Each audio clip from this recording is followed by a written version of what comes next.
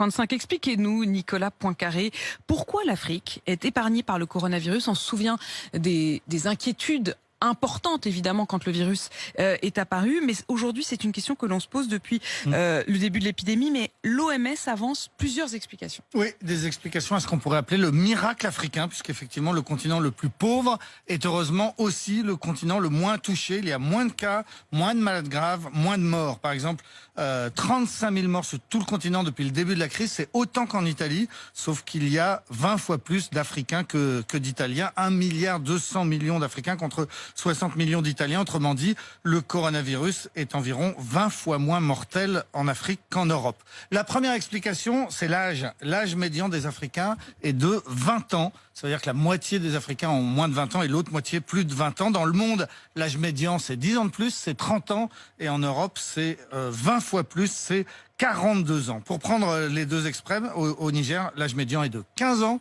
Ça veut dire que vous êtes vieux quand vous avez 16 ans.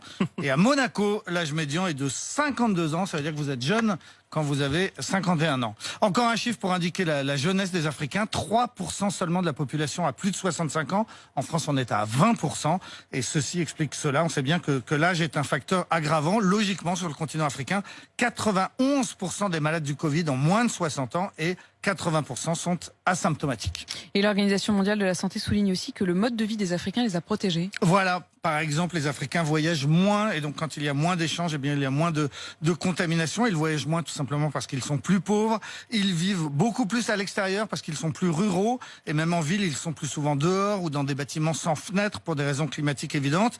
Et plus le temps passe, plus on réalise que c'est bien dans les lieux clos que l'on se contamine le plus.